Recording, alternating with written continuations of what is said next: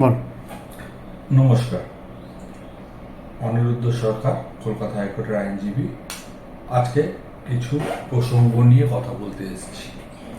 প্রসঙ্গর প্রথম বিষয় হচ্ছে justice Abhijit Ganguly, x justice বলাই ভালো, আর কুণাল ঘোষ। কুণাল ঘোষ একজন শিক্ষিত ব্যক্তি, জানতাম,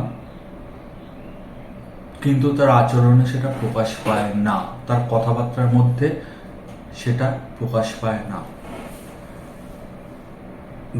উনি একজন জেলখাটা আসামি। সে একজন জাজের এগেনস্টে কথা বলে।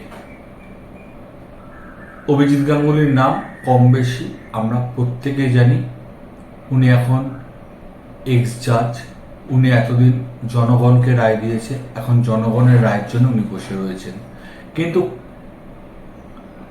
জেলখাটা আসামির ক্ষেত্রে কুণাল ঘোষ, তার উদ্দেশ্য করেই আমি তাকে ব্যক্তিগতভাবে বলছি, তিনি অভিজিৎ গাঙ্গুলি সম্পর্কে যেসব কথাগুলো বলছেন মিডিয়াতে বা পেপারে দেখা যাচ্ছে, সেগুলো গ্রহণযোগ্য নয়।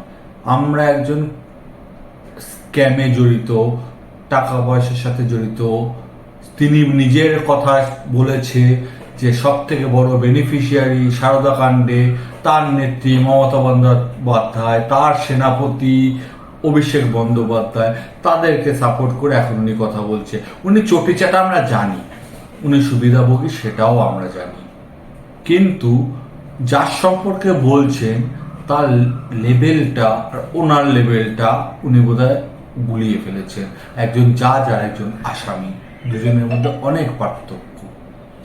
তা একটা কথা কুণালবাবুর উদ্দেশ্যে আমি বলি, ওনাকে আমি মিন করেই কথাটা বলছি যে কুণালবাবু, আপনি যখন কথাগুলো বলবেন সচেতনভাবে বলবেন।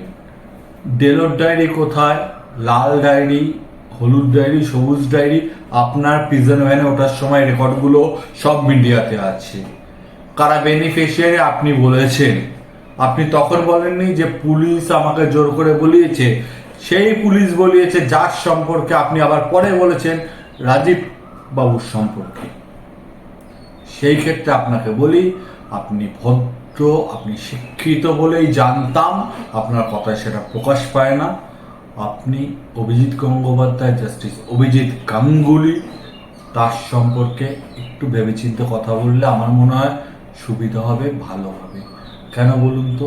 আপনাকে এখন লোকে মুখে বলে না, লোকে গালাগালি করা বন্ধ করে দিয়েছে। লোকে বলে আমার মুখে কি কুণাল ঘোষ লেখা আছে? আপনি বুঝে নিন আপনার পজিশনটা কোথায়। সেক্ষেত্রে দাঁড়িয়ে আমি আপনার কাছে বিনীতভাবে অনুরোধ করছি, আপনি অভিজিৎ গাঙ্গুলির এগেনস্টে কথাটা কম বললেই ভালো হয়। কেন ওনার লেভেল আর আপনার লেভেল মোস্ট প্রবাবলি এক নয়। মোস্ট প্রবাবলি বলাটাও ভুল, কোনো মতেই এক নয়। আমি আপনাকে বলছি, ফার্দার অভিজিৎ বাবুর সম্পর্কে যদি কিছু বলার থাকে ওনাকে রেসপেক্ট করে কথা বলুন।